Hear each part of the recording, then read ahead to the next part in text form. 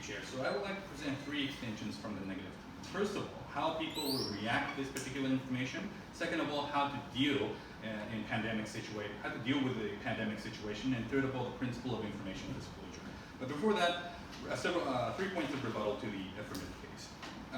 Now, first of all, on their model, they try to suddenly lower their burden of proof, and they suddenly say they're going to disclose information such as this particular virus is spreading in Tokyo, so you should be careful, and that won't create a visceral reaction. Now, in case of pandemic, it would rather be like, oh, this virus is spreading in Tokyo, now it's spreading in Yokohama, now it's spreading in Hokkaido, now it's spreading in Okinawa.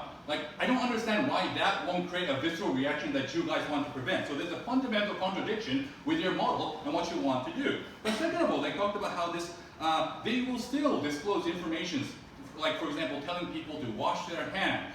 If you don't tell people that there's a serious situation of a pandemic virus that could potentially kill you, people like me who don't wash my hand after I go to the bathroom will probably won't change my mind. You won't probably change the habit of that particular people. We need to send people a message of urgency to change their way of attitude and the way that they operate. But moreover, they try to again lower their burden of proof by saying that they will disclose this particular true information to a particular selected number of doctors. That completely contradicts with the mechanism, because doctors and nurses are civilians as well. They would probably have to tell their families and friends, and that through verbal conversation, and that family and friend would probably spread the information through SNS, which is go through virtual private network, which even the Chinese government cannot control. So it is a logistical impossibility that you can control this information. The problem with rumor and spreading information through SNS is that those kind of information are likely to evolve. It is likely to transform. It is likely to add some element of fake news and over-exaggeration of information, which is exactly what the negative affirmative team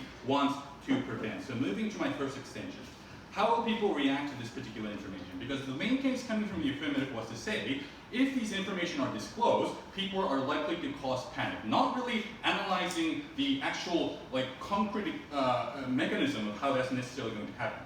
First of all, it is an uncertain consequence. You cannot expect with high certainty how people are actually going to digest and consume and react to this particular information. For example, people in Japan after 311, although there were spontaneous panic in northern Japan as expected, they acted relatively calm, even though the information was relatively public. Because people know, generally, that panic can cause greater harm. So through past precedents, right? So media would call on to people often to act calmly and act rationally. So we don't think that people are that stupid as the affirmative team tries to characterize. But second of all, the affirmative tries to dichotomize by saying that people or civilians tends to panic and government are relatively calm. And they give us no reason why we should believe so.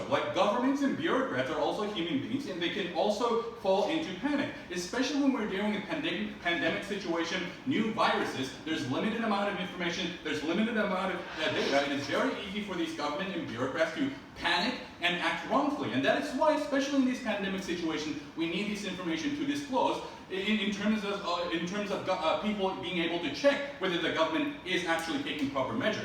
But third of all, withholding information sit down would cause greater panic, especially when you create a precedent, a historical precedent, that government is likely to withhold information in these particular emergency cases. That is why in China right now, people are not going to hospital even though they have a fever, because they have by precedent, people in China remarkably knows that they cannot trust their own government, and they rather believe the rumor that if they go to the hospital, that the Chinese government would actually kill them. And their model saying that they will prevent people from disclosing information, civilians from spreading this rumor on SNS as well, sit down, is first of all a logistical impossibility when you consider the context of informational age. We have SNS, we have VPN. It is impossible for people to spread rumors and information about this. But second of all, even if they were able to do so, that is a huge waste of resource. If the government spends more resource, more time, more money, more people on trying to control information, censor SNS, that means that you're going to have relative number of people and resource to actually allocate in preventing this particular pandemic to spread even further.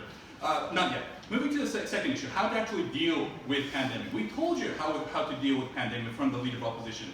This policy deprives people's ability to actually defend themselves from this pandemic. For example, knowingly enter a contaminated area, or don't take precautionary measures such as wearing masks or using ethanol sanitizer. It is better that we disclose this information to allow those individuals to take preventive measure, not yet. But second of all, this undermines global cooperation. In pandemic situation, we need the cooperation from other worlds, for example, or global institutions such as the World Health Organizations or other government, for example, things such as border control or medical assistance providing medical aid, or collaborative research on how to actually create vaccines for these particular virus. Those kind of measures were completely undermined because this government will not disclose the proper information to even foreign government and overseas, because that would potentially lead to leakage, as they mentioned. So moving on to my final point, which is about principled informational disclosure. Yes. So in 311, the government hides a lot of the information in order to reduce panics about the failure of the nuclear power plants. Doesn't that show that that leads to calmness? Now, the level of censorship that you guys are proposing, what the Japanese government actually did in 311, is completely different. Yes, there are a certain number of information that the Japanese government control. We oppose that, and we think that it was rather more productive if the Japanese government provided that information. Less number of people would actually have gone into panic. So moving to the principle. Now, it is true that in certain emergency cases, the information can be confidential. For example, in times of war, like martial law and confidential informational strategic information. There's a fundamental difference between wartime scenario and pandemic scenario, and this directly clashes with what the previous speaker said, because the capability of citizens of utilizing this information is completely different. In times of war, people can't utilize the information about the geographical location of an aircraft carrier, but people can utilize information such as how to actually deal with a particular virus, or where not to go into in a pandemic situation. But second of all, the relative harm of informational disclosure is also pretty different. In times of war, the reason why we don't disclose information is because that information can be used by the enemy. That doesn't apply in the case of pandemic, because viruses aren't sentient and they cannot use that information to counter us. And that is exactly why, in terms of principle, the pandemic situation does not apply to the principle of informational disclosure, and that is why this motion must fall.